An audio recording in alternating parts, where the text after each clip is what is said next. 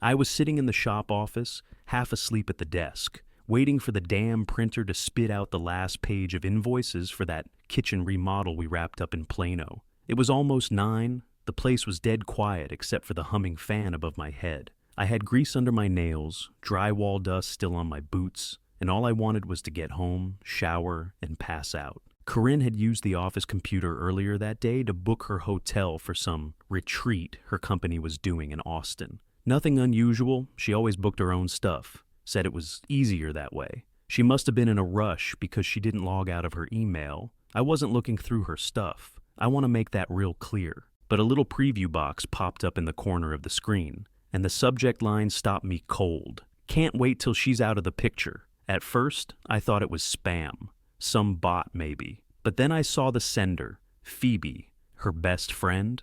I clicked. The message was short. Once he's gone, we can finally stop sneaking around. It was sent to Dean, my best friend since high school, the guy who stood next to me at our wedding. My stomach turned to concrete. I scrolled down. The thread went back years. 3 whole years. There were pictures, hotel reservations, flight confirmations, inside jokes I wasn't part of. Every conference, every out-of-town training, they were together. While I was busting my ass building up the contracting business, pouring 12-hour days into keeping the lights on and the mortgage current, she was off playing house with my best friend. I forwarded the whole thread to an old email I hadn't used in years, one she didn't know about. Then I closed out of the browser, wiped the keyboard, and sat there staring at the wall. I didn't cry. I didn't yell. My jaw locked so tight I thought a molar might crack. 10 minutes later, I heard the garage door start to open. I stood up slow, wiped the desk down again, put the invoices in the drawer, and left the screen on the desktop. She came in humming, keys jingling, heels tapping. She leaned over and kissed me on the cheek like it was any other Thursday. Like she wasn't blowing my life apart behind my back. "Long day?" she asked, hanging up her coat. "Yeah," I said, smiling like my face wasn't burning. "Real long." She poured a glass of wine and grabbed a yogurt out of the fridge. "I've got another late night tomorrow. Big deadline." "Sure," I said, taking off my boots. "I get it. Quick note, before we go any deeper, share which city or country you're watching from." The next afternoon, I got home earlier than planned. Supplier shipment got held up in Fort Worth, so I figured I'd grab a beer, finish some estimates, maybe catch the game. I turned onto our street and slowed down. Dean's truck, Phoebe's car. Both parked 3 houses down on the curb like they were being slick. They weren't. My gut twisted. They never showed up without calling first. And Corinne hadn't mentioned anything about having people over. I eased past them like I hadn't noticed. Pulled into the neighbor's empty driveway. The Andersons were in Florida. Ann killed the engine. Left the truck and walked slow around the back through the trees. My boots barely crunched the dry leaves as I crouched down behind the privacy fence. I heard them before I saw them. Corinne's laugh, loud and fake, the one she used at office parties. Dean's voice right behind it. And Jace. Hadn't seen him in a while, but I'd know that chuckle anywhere. He used to help me hang drywall back when I first started out. I crept to the corner of the house, ducked beneath the kitchen window, and peeked around the edge of the patio. They were sitting at our outdoor table, legs stretched out, drinks in hand. The bottle of Blanton's I gave Dean last Christmas sat half empty in the center like some kind of twisted trophy. Phoebe had her feet kicked up on one of the chairs, playing with her phone. Jace was already buzzed, talking too loud. Dean leaned back and said, "So, we're settled then? This weekend, we blindfold him, drive around, drop him off at that rundown diner off Highway 37. I stopped breathing, just froze. Jace grinned. "It's perfect. He's so gullible. He'll just wander back and get the hint." Phoebe laughed. "What hint?" That's when Corinne spoke. Her voice sliced clean through me. "That I'm done playing house with a broke contractor who peaked at 35. Silence. Then Dean again, quieter this time. "You sure this won't backfire, leaving him stranded?" "He'll figure it out," Corinne said. "No emotion in it, just facts. And when I file for divorce next week, he won't even fight it. He'll be too embarrassed." I felt my mouth go dry. My hands were fists on the grass.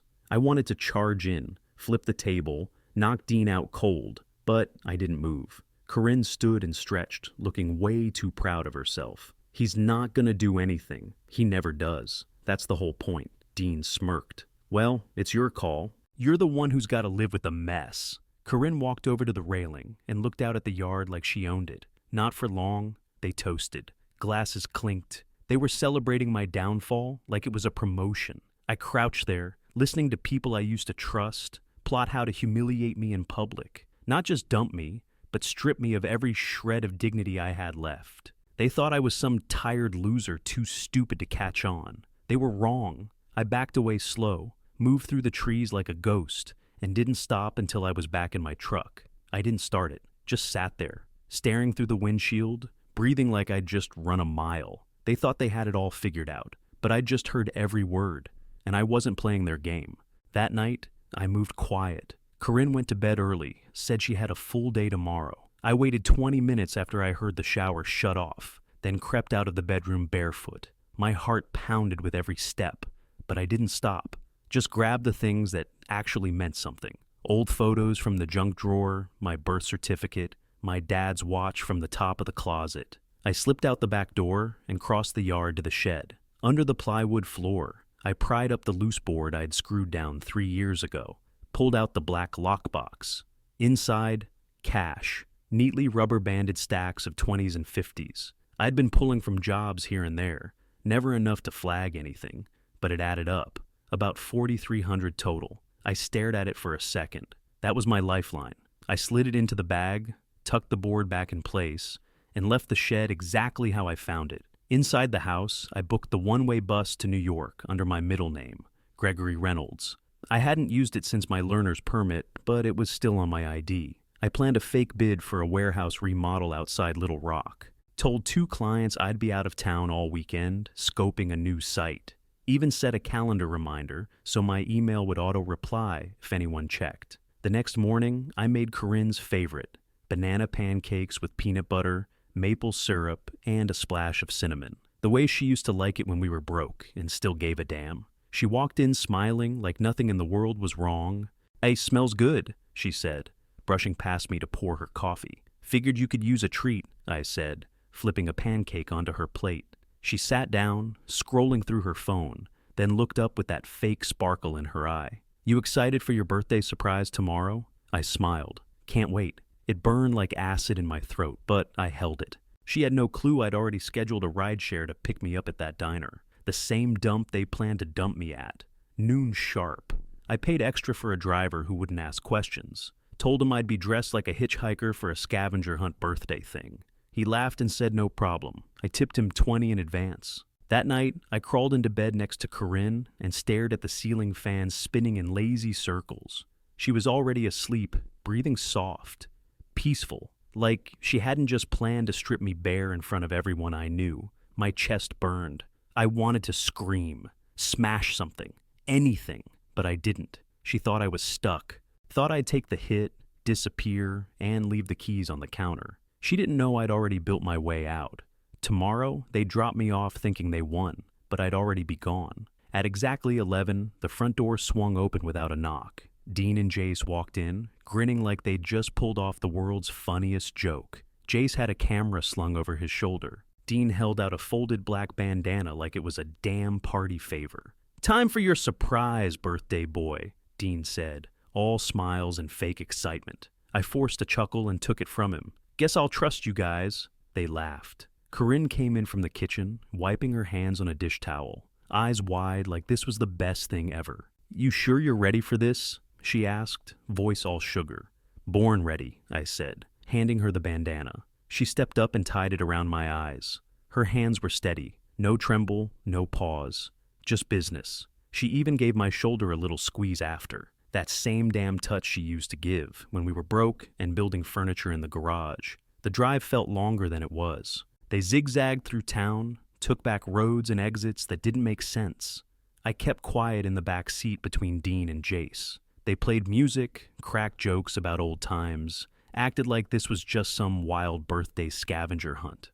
"Almost there," Jace finally said after a while. "You ready?" Dean asked. "Let's do it," I said. They helped me out of the car like I couldn't walk straight. My boots hit gravel, loose and crunchy underfoot. The air reeked of mold, burnt grease, and rust. I knew exactly where we were. That diner had been shut down since 2004. Used to stop there with my dad on work trips. Now, it was just a shell with busted windows and a collapsed sign. "All right," Dean said, yanking off the blindfold.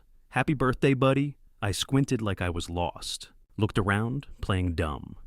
"What is this?" I asked, blinking like the sun had caught me off guard. Jace was already laughing. Phoebe snapped a photo from the car. And Corinne stepped up with that same fake sweet voice she always used when she was 2 steps ahead. "Just a little test," she said. "Let's see how fast you can figure your way home." Then they all pile back in the SUV, still laughing, like this was a damn reality show, and I was the loser on camera. I stood there until the dust settled, didn't move. Just listened to the sound of the tires fade out, and the wind rattle a broken sign hanging by one chain. Then I turned and walked around the back of the diner, right where I'd hidden it last night, a black backpack behind the old ice machine, duct-taped and wrapped in plastic. I changed into jeans and a hoodie, ditched my phone in the rusted-out trash bin behind the kitchen, pulled the hood up, grabbed the bag, and walked to the edge of the lot like I was just another guy hitchhiking through nowhere. At exactly 12:01 p.m., a silver Hyundai pulled up, low and quiet. The driver rolled down the window. "Greg?" "Yes," I said, getting into the car without looking back. He didn't ask any questions. I didn't say anything either. We pulled onto the highway, and I looked back, just once, at that sad little diner and parking lot where they thought they had buried me. They wanted me to go home humiliated, alone, broken. Instead, I was already gone, and they had no idea. The bus rolled into Manhattan around 6 the next morning. I stepped off stiff and cold, backpack tight on my shoulder, hoodie pulled low. I didn't know where I was going, just knew it had to be anywhere but Texas. I spent that first night at a hostel in Brooklyn. 10 bunks in one room, smelled like mildew and bad socks. But I didn't care. It was shelter. I kept to myself. Next night, same deal. Didn't sleep much, just lay there with my bag under my arm and my back to the wall. On the 3rd day, I found a church bulletin board with paper ads pinned up in layers. One caught my eye. Room for rent, basement studio, private entrance. No lease. Weekly cash. I called the number. Old guy named Leo answered, said, "If you're clean, quiet, and don't bring drama, come by." I moved in an hour later. Queens. Small place, barely enough room to turn around, but it was mine. No questions asked. Then one morning at a coffee shop, I saw a flyer taped to the bathroom mirror. Security guard training. 3-state certification. No experience needed. It was $80. I had it in cash. I signed up that afternoon, passed the course, got certified in New York, New Jersey, and Connecticut. Within 3 weeks, I was pulling night shifts at a midtown office tower. 12 floors, motion sensors, mostly empty halls. Easy money if you could stay awake. I liked the quiet. No one asked where I was from or why I moved like I had something to outrun. I kept my head down and worked doubles whenever I could. Some nights I didn't go home, just crashed in the locker room and showered before the next shift. The money started stacking. Not fast, but steady. I stashed most of it in a lockbox under the sink and only used what I needed for rent and cheap meals. No booze, no distractions, no one to impress. My old life started to feel like static, just background noise from a busted TV I'd turned off. The betrayal, the patio laughs, that cold blindfold. It all blurred out like a dream I didn't want to remember. I wasn't looking for anyone. But around month 2, a tenant started making small talk during her late-night walks through the lobby. Katrina Hale, maybe mid-30s, sharp voice, sharp eyes, said she worked in operations for a shipping company a few blocks over. One night she asked, "You ever done logistics?" I told her I used to run crews, plan routes, estimate supply loads. She said, "We're hiring." 2 months later, I was behind the wheel of one of their delivery trucks. Within weeks, I was training new hires, building routes from scratch, fixing broken ones. Katrina watched me work and nodded like she already knew I'd be good at it. That was the first time I felt like I was building something again, this time without anyone waiting to tear it down. Katrina opened the door to her office one night and waved me in like she always did when something big was coming. She didn't waste time. "You're gonna meet someone tomorrow," she said, flipping her laptop toward me. "Head of supply chain. I told her about you." I leaned over and saw the name, Amelia Gomez. I nodded once. "You trust her?" "With my job," Katrina said. "You ready?" "Always." That meeting flipped a switch. Amelia had been looking for someone to rebuild back-end operations, clean up inefficient routes, cut fuel losses, track freight weather delays better. She handed me a pile of messy spreadsheets and said, "Fix this." I stayed up 3 nights straight. By the end of the week, I had their Northeast network realigned. Fuel costs down 6%, delivery windows tighter by 12 hours on average. They bumped me to night dispatch supervisor 2 weeks later. Then 2 months after that, operations lead. The promotions didn't stop. Bonuses started stacking up. Company stock followed. I wasn't just working anymore. I was running something that mattered. Katrina and I got close somewhere in between. Nothing rushed, no drama. We'd get coffee after shifts, talk through problems, watch late games in her apartment. No pressure. I told her parts of my story. Not all of it, but enough. The people I left behind. The way it ended. She didn't flinch, didn't pity me, didn't pry. Just listened and said, "Glad you got out." Within 2 years, I had my nameplate on the glass door. Director of East Coast Operations. Furnished apartment in Jersey City, top floor, corner unit with views of the river and the skyline. Clean, quiet, mine. I never looked back. Didn't think about Texas much. Didn't need to. Then, one weekend, I ran into Eli, a guy I used to know from a supply expo. He was in town for a conference and spotted me in a deli near the office. "Holy hell," he said, eyes wide. "Reynolds, thought you dropped off the map." "Yeah," I said. "Did." We grabbed coffee, talked a while. That's when he dropped it. "You know Corinne's still in town, right? She never left. Heard she's had it rough. Dean, too. Their builder's co-op fell apart a year back. Money dried up. Got into it with a couple clients over permits. Ugly stuff." I didn't say much. Just sipped my drink and nodded. Karma had already done the heavy lifting. I didn't need to get involved. But fate's got a twisted sense of humor. A few weeks later, Katrina forwarded me a flagged inquiry that came through our corporate inbox. Subject line, potential partnership, overseas expansion opportunity. Sender, Dean Palmer, CC'd, Corinne Reynolds. Company, RCK Builders. My hands went still on the keyboard. The attached PDF was a full proposal. They were looking for a logistics partner to manage freight and materials for an expansion into Europe. Pitch was thin, numbers didn't track, but it was legit enough to hit my desk. Katrina leaned in from her desk across the room. "You know them?" "Used to," I said, staring at the screen. She paused, then asked, "Think we should meet?" I didn't answer right away, but I already knew. Yeah, it was time. Katrina poured 2 whiskeys and handed me one without a word. We were still in the office. Most people had gone home.